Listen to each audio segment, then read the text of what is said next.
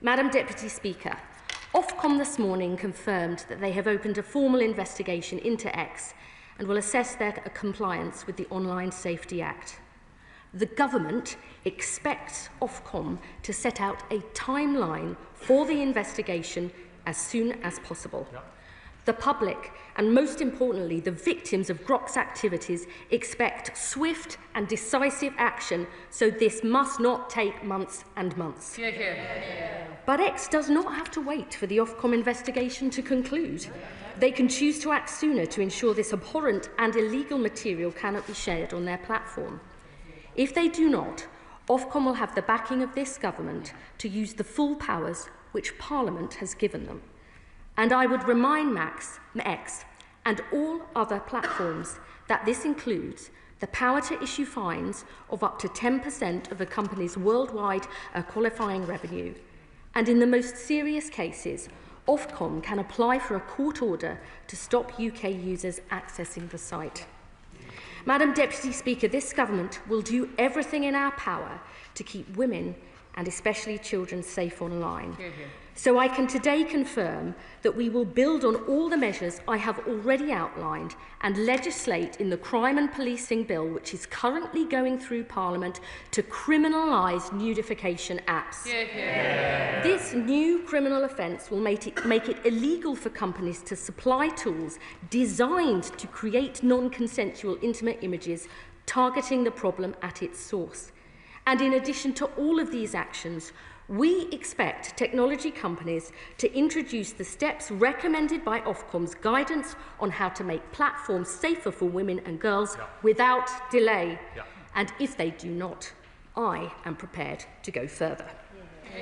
Because this Labour government believes tackling violence against women and girls is as important online as it is in the real world.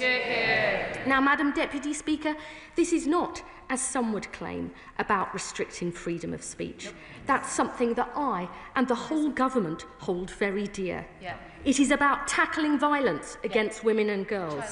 It's about upholding basic British values of decency and respect and ensuring the standards we expect offline are upheld online. And it is about exercising our sovereign power and responsibility to uphold the laws of this land. I hope this is a time when MPs on all sides of the House will stand up for British laws and British values and call out the platforms that allow explicit, degrading and illegal content. It is time to choose a side. Opposition MPs can either support the legislative action we are taking under the Online Safety Act, or they can ally themselves with those who think the creation and publication of sexually manipulated images of women and children is acceptable. And I say in particular to the one Reform MP sitting in this House that if they continue to call for Online Safety Act to be repealed, they are shamefully supporting scrapping protections that keep women and children safe.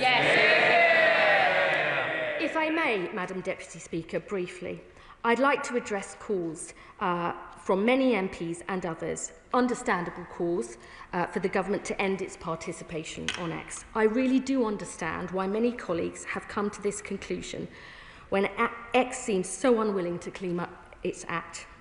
The government will, of course, keep our participation on X under review. But our job is to protect women and girls from illegal and harmful content wherever it is found. And I think it's also worth bearing in mind, with 19 million people on X in this country, and more than a quarter of them saying that they use it as their primary source of news, that our views, and often simply the facts, need to be heard wherever possible. Madam Deputy Speaker, let me conclude by saying this.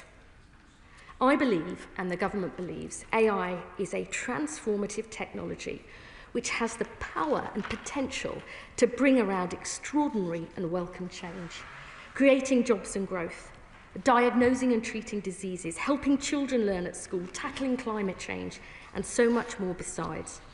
But in order to seize these opportunities, people must feel confident that they and their children are safe online and that AI is not used for destructive and abusive ends. Many tech companies want to and are acting responsibly, but where they do not, we must and we will act. Innovation should serve humanity, not degrade it. So we'll leave no stone unturned in our determination to stamp out these demeaning, degrading and illegal images. If that means strengthening the existing laws, we are prepared to do so, because this government stands on the side of decency. We stand on the side of law. We stand for basic British values that are supported by the vast majority of people in this country, and I commend this statement to the House. Shadow Secretary of State, Julia Lopez. Thank you, Madam Deputy Speaker, and to the Secretary of State for advance notice of her statement. Last week, the public outrage was rightly expressed about the use of artificial intelligence to undress women and children in photographs by X's AI assistant Grok. The use of AI in this way, without consent, is wrong. It is disturbing, and in many cases, it is illegal. We support Ofcom taking enforcement action where an AI tool is used to generate illegal content, especially that of children. We support the government's stance on nudification tools. X itself has warned of consequences for anyone prompting Grok to make illegal content. The tools in question have been put behind a paywall for the easy identification via name and bank details of anyone misusing them. Beyond the platform, however, the Internet Watch Foundation has identified cases where perpetrators have used Grok in tandem with other AI tools to generate Category A material. As the chairman of the Culture Select Committee has rightly said, such mainstream AI tools must not become an enabling step in the child abuse production pipeline. Madam Deputy Speaker, law already exists to deal with much of this. The Protection of Children Act, the Criminal Justice Act, the Sexual Offences Act, the Data Act when the government voted against Baroness Owen's tougher amendments, the Online Safety Act. These laws should be enforced, and we now await Ofcom setting out its next steps as an independent regulator. Regardless of the law, it is right to expect AI companies to anticipate and prevent misuse of products before their deployment through rigorous red teaming. For a law to deter, I accept the enforcement threat must be credible, but its use must also be proportionate. Notwithstanding the soft backpedalling of the Secretary of State today, the government's appendage swinging over the weekend was extremely serious. Ministers mooted as an urgent remedy the banning of a site of 21 million monthly users in this country, despite another minister guffawing that banning X was conspiracy theory number 3627. Madam Deputy Speaker, since its invention, the internet and social media have been misused, often criminally, by people traffickers, paedophiles, fraudsters, the gutter dwellers of our society. Nobody is on their side. But government has never before proposed to wholesale block TikTok, Google or Facebook for the frequent and often flagrant misuse of their sites. It is an extraordinarily serious move against a platform that can be used for good, for uncovering scandals, sparking democratic revolution and allowing day-to-day the free exchange of ideas, including ideas we don't like. It is that very power for good that sees Iran's mullahs reach to block the internet in the face of courageous protesters. This episode poses legitimate questions about who holds power in the internet age. Many worry about the accrued influence of big tech titans, myself included. But, Madam Deputy Speaker, they worry too about the power of government to divert, hide and duck accountability. They worry about this government. The uncomfortable truth for all of us is that some of this imagery sits in a legal grey area. What Grok produced at scale in 2026 is a modern-day iteration of an old problem, from crude drawings to Photoshop. Grok is not the only tool capable of generating false or offensive imagery, and not all of this content will cross the threshold into illegality. Plenty of it is sick, degrading, morally repugnant, but it does not cross the criminal threshold. What then is the Secretary of State proposing to do about the difficult enforcement choices that a regulator or police force must make? Because the risk is that with finite resource in a highly politically sensitive environment, regulators could be diverted from pursuing the most abhorrent and dangerous crimes.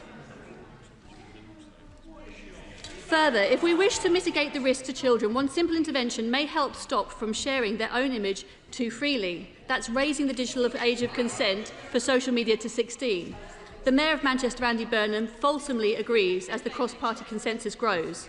Does the Secretary of State? Madam Deputy Speaker, the Secretary of State knows that there are geopolitical consequences to her rhetoric. Figures close to President Trump have already threatened sanctions. Has the Secretary of State engaged with the US government?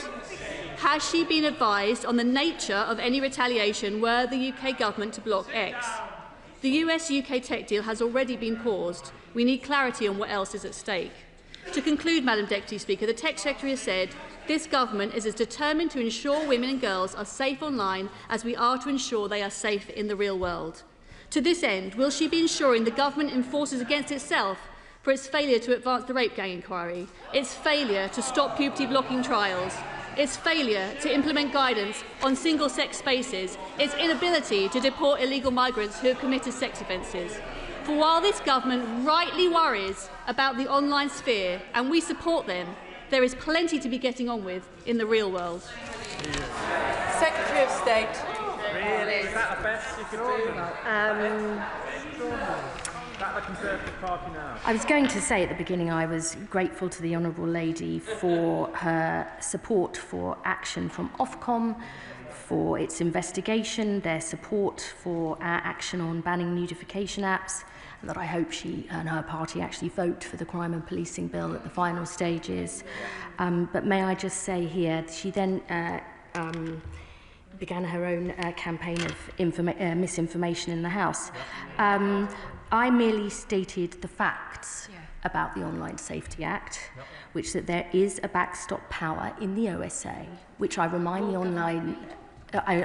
Honourable Lady, her previous government and her party voted for a backstop power if Ofcom, in the most serious cases, believes that companies refuse to comply with the law, they have the power to apply to a court for serious business disruption measures to stop people from accessing it. And if she disagrees with her own government's legislation, she should make it clear to the House.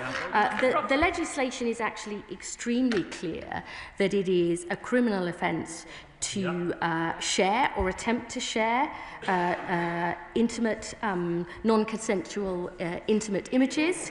It's going to be illegal to actually create or ask to create those images, and then with the ban on nudification apps, that will make a really important change too. This is not, as I've said, about anything to do with freedom of speech. It's about upholding British values and the British law. And I would also gently point out to the Honourable Lady who mentioned our allies in the United States that the President actually signed the Take It Down Act, which is precisely on non-consensual intimate images. So maybe she should do a little bit more actual research than just reading headlines online or in newspapers. I think the public looking at this will be clear about what they want to see change. I genuinely hope that this is something across the House that we can work on. You know, I actually believe that it is because I'm such a champion of freedom of speech that I want women to not feel that they are bullied, harassed of any platform, so their views and voices can be heard. And I can see by her colleagues' faces they may wish that the Honourable Lady took the same approach too. Chair of the Select Committee, Chianwara. Thank you, Madam Deputy Speaker. And unlike her shadow, the Secretary of State is rightly passionate in calling out these sexually abusive images. The libertarian tech bro